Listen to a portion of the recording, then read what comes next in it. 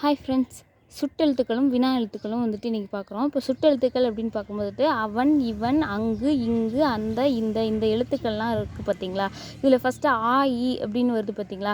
இதுதான் வந்து என்ன சுட்டெழுத்துக்களாக வந்து கருதப்படுது. அதான் வந்து என்ன சுட்டி காட்டக்கூடிய எழுத்துக்களாக சொல்கிறாங்க.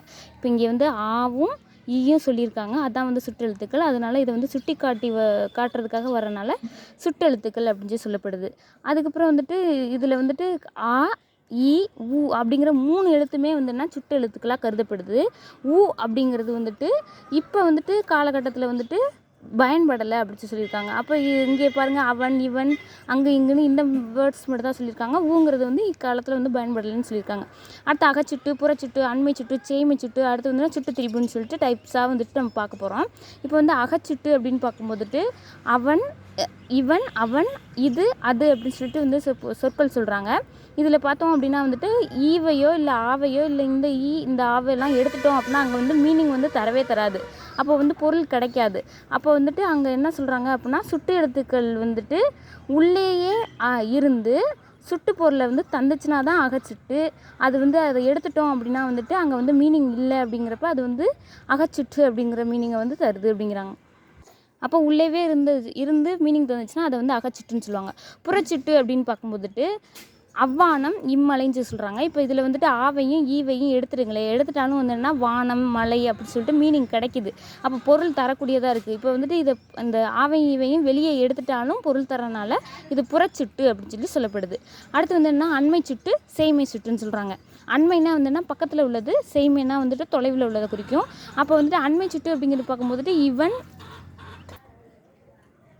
இவர், அதுக்கப்புறம் இது, இவை, இம்மரம் அப்படிலாம் சொல்கிறாங்க. இவ்வீடு இதெல்லாம் வந்துட்டு அருகில் உள்ள பொருட்களை மட்டும்தான் குறிக்குது. அப்போ அண்மை சுட்டுக்குரிய வேர்டுன்னு பார்க்கும்போதுட்டு ஈ தான் வந்து அண்மை சுட்டை குறிக்குது. அடுத்து சேய்மை சுட்டுன்னு சொல்கிறாங்க. அது என்ன அப்படின்னு பார்க்கும்போதுட்டு அவள், அவர், அது, அவை, அவ்வீடு, அம்மரம்னு சொல்கிறாங்க. இப்போ இது வந்து என்னதுன்னா ஆ அப்படிங்கிறது தொலைவில் உள்ள பொருட்களை குறிக்கிறதுனால ஆங்கிறது தான் வந்துட்டு சேய்மை சுட்டுக்கான வேர்டாக வந்து கருதப்படுது.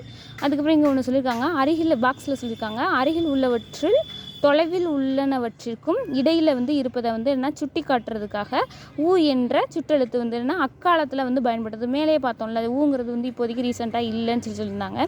ஆனால் அந்த காலத்தில் வந்து ஊங்கிற வேர்டு வந்து யூஸ் பண்ண எழுத்து அப்படின்னு பார்க்கும்போது உது, உவன் அப்படிங்கிற 2 வேர்டு சொல்லியிருக்காங்க. பாக்ஸில் கொடுத்துருக்காங்க, பார்த்துக்கோங்க. அதுக்கப்புறம் வந்து என்ன சுட்டுத்திரிபு அப்படின்னு பார்க்கும்போதுட்டு அம்மரம், இவ்வீடு அப்படிங்கிற சொற்களை பாருங்கள். அது வந்துட்டு ஆகியவை புறச்சுட்டுக்கள் என்பதை வந்து நமக்கு தெரியும். ஏன் அப்படின்னா வந்துட்டு இந்த ஆவையும் ஈயையும் நீக்கிட்டாலும் கூட அதுக்கு மீனிங் இருக்குது அப்படிங்கிறது தான் வந்து புறச்சுட்டு. அதே வந்து அகச்சுட்டுனா என்னது, அதை நீக்கிட்டால் மீனிங் தராது, தான் அகச்சுட்டு. இங்கே என்ன சொல்லியிருக்காங்கன்னா சுட்டு திரிபுன்னு சொல்லியிருக்காங்க. அப்போ என்னென்னா அம்மரம் அப்படிங்கிறது வந்து என்ன வருதுன்னா அந்த மரம்னு மாறுது. இவ்வீடு அப்படிங்கிறது இந்த வீடுன்னு மாறுது. அப்போ வந்துட்டு சொல் வந்து என்னது திரிஞ்சிருச்சு, மாற்றம் பெற்று என்னவா வருதுன்னா அந்த இந்த அப்படிங்கிற மீனிங்கை தருது. அதனால் இது வந்து சுட்டு திரிபுன்னு சொல்லப்படுது. அதுக்கப்புறம் இங்கே பாக்ஸில் கொடுத்துருக்க வேர்ட்டில் வந்துட்டு எது வந்துட்டு சுட்டு சொற்கள்னு பார்க்கும்போது இங்கு, இம்மலர், அம்மலர், அடுத்து வந்து இந்த மலரை, இந்த இதெல்லாம் வந்துட்டு சுட்டெழுத்துக்களாக கருதப்படுது. அடுத்து வினா எழுத்துக்கள் சொல்லியிருக்காங்க. வினா எழுத்துக்கள் அப்படின்னு பார்க்கும்போதுட்டு ஒரு வினா எழுத்துக்கள் வந்துட்டு ஒரு 5 வினா எழுத்துக்கள் இருக்குது. அது என்னென்னா ஏ, யா, ஆ, ஓ, ஏ அப்படிங்கிற ஒரு 5 எழுத்துக்கள் சொல்லியிருக்காங்க. அது எங்கெங்கே வருங்கிறது தான் இங்கே சொல்லியிருக்காங்க. மொழியோட முதல்ல வர்றது வந்துட்டு ஏவும் யாவும் அப்படிங்கிறாங்க. அதுக்கு எக்ஸாம்பிள் பார்க்கும்போது எங்கு, யாருக்கு அப்படின்னு சொல்லியிருக்காங்க. அடுத்து வந்து மொழியோட இறுதியில் வர்றது அப்படின்னு பார்க்கும்போதுட்டு ஆவும் ஓவும் வருது. அப்போ பேசலாமா, அடுத்து வந்து தெரியுமோ அப்படி சொல்லி கேட்குறாங்க பார்த்தீங்களா. அப்போ வந்துட்டு இறுதியில் வந்து வரக்கூடியதாக இருக்குது. அடுத்து மொழியோட முதல்லையும் இறுதியிலையும் வரக்கூடிய எழுத்துன்னு பார்க்கும்போது ஏ அப்படிங்கிற எழுத்து தான் வந்து முதல்லையும் வரும், இறுதியிலையும் வருங்கிறாங்க. அப்போ ஏன்னு நீதானே அப்படி சொல்லி 2 வேர்டாக வந்து கேட்குற மாதிரி இங்கே வந்து கொடுத்துருக்காங்க. அதுக்கப்புறம் வந்து அகவினா, அங்கே பார்த்தோம்ல அகச்சுட்டு, புறச்சுட்டு, அதே போல் வந்துட்டு வினாவிலையும் வந்துட்டு அகவினா, புறவினா அப்படி சொல்லிட்டு டைப் சொல்கிறாங்க.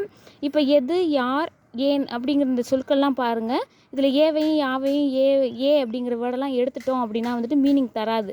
அப்போ வந்து அகத்தே இருந்து பொருள் தரக்கூடியதாக இருந்துச்சு அப்படின்னா வந்துட்டு அகவினா அப்படி சொல்கிறாங்க.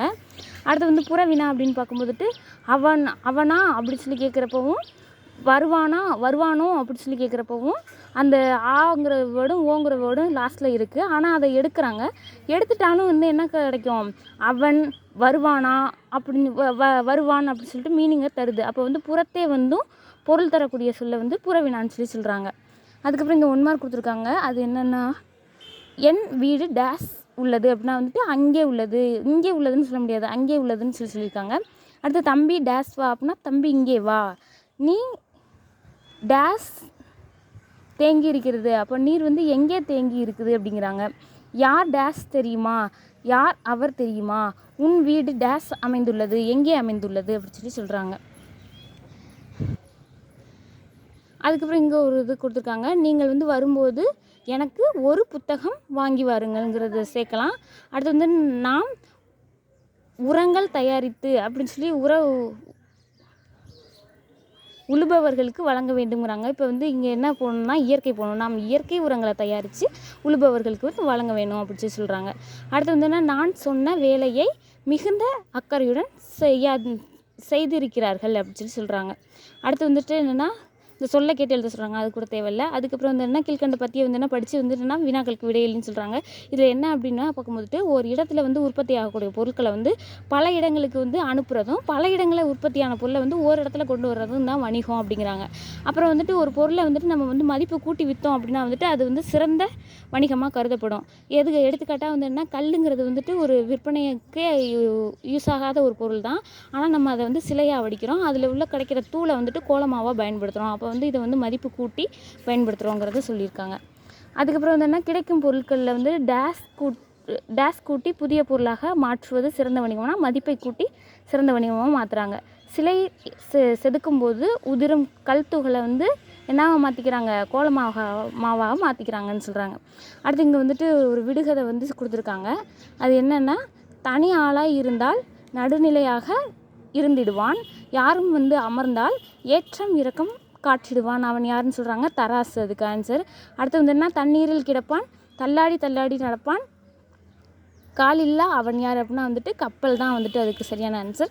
அடுத்து வந்து என்ன பேச முடியாத ஓட்டப்பந்தய வீரருக்கு வாய்க்கு மட்டும் பூட்டு அப்படின்னு சொல்லியிருக்காங்க, அதுக்கு குதிரை வரும்.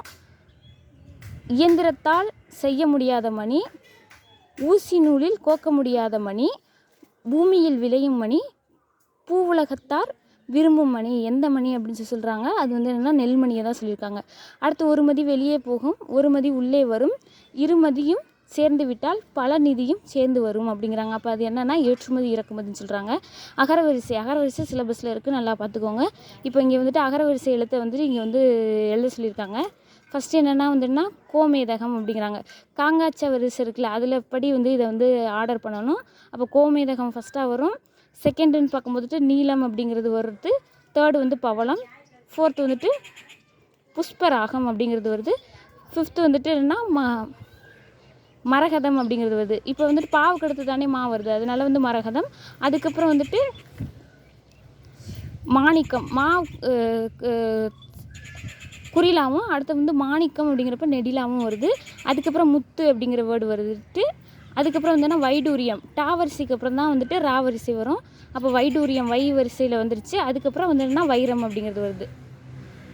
அதுக்கப்புறம் உழவு தொழிலுக்கு என்னென்னலாம் பயன்படுன்னு பார்க்கும்போது ஏறு, கலப்பை, மண்வெட்டி, விதைகள், உரங்கள் இதெல்லாம் வந்து பயன்படுன்னு சொல்லியிருக்காங்க.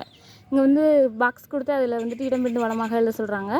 அப்படி எழுதுறதுல வந்து நானிலம் படுத்தவன் யார், அதை எழுதினவன் யாருன்னா முடியரசன்கிறவங்க எழுதியிருப்பாங்க. சுட்டி காட்ட பயன்படுவது சுட்டு எழுத்துக்கள்னு சொல்கிறாங்க. அரேபியாவிலேருந்து இறக்குமதி செய்யப்பட்டது வந்து எதுனா குதிரை அப்படின்னு சொல்லியிருக்காங்க. சீனாவில் வந்து என்ன பார்த்தோம், கற்பூரம், கண்ணாடி, அதுக்கப்புறம் பட்டு, இந்த 3 பார்த்தோம். இங்கே வந்துட்டு என்னென்னா அரேபியாவிலேருந்துனா குதிரை அப்படிங்கிறத சொல்கிறாங்க. ஒரு பொருளை வந்து என்ன கொடுத்து வேறு பொருளை வந்துட்டு பெருமுறையை வந்து பண்டமாற்று முறைன்னு சொல்லுவாங்க.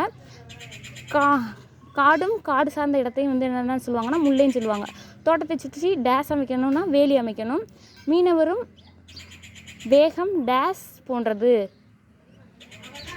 மீனவருக்கு மேகம் டேஸ் போன்றதுன்னா குடை போன்றதுன்னு சொல்கிறாங்க. அடுத்து உடலுக்கு வந்து போர்வையாக அமைவது பனி, அந்த லெசன் பார்த்துருந்தோம். அடுத்து வந்து என்னன்னா இங்கே வந்துட்டு கலைச்சொற்கள் கொடுத்துருக்காங்க. பண்டம் அப்படின்னா வந்து என்ன கமாடிட்டின்னு சொல்லப்படுது. பயணப்படகு அப்படின்னா வந்து என்ன ஃபெரிஸ். பாரம்பரியம் அப்படின்னா ஹெரிட்டேஜ். நுகர்வோர் அப்படிங்கிறது கன்சியூமர். அடுத்து வந்து என்ன கடற்பயணம் அப்படிங்கிறது ஓயேஜ் அப்படின்னு சொல்கிறாங்க. தொழில் முனைவோர் அப்படிங்கிற ஆண்டர்பிரனர்னு சொல்லுவாங்க. கலப்படம் அப்படின்னா வந்துன்னா அடல்ட்ரேஷன் அப்படின்னு சொல்கிறாங்க. வணிகர் அப்படின்னா வந்துன்னா மர்ச்சன்ட் அப்படின்னு சொல்லியிருக்காங்க. Okay friends, thank you.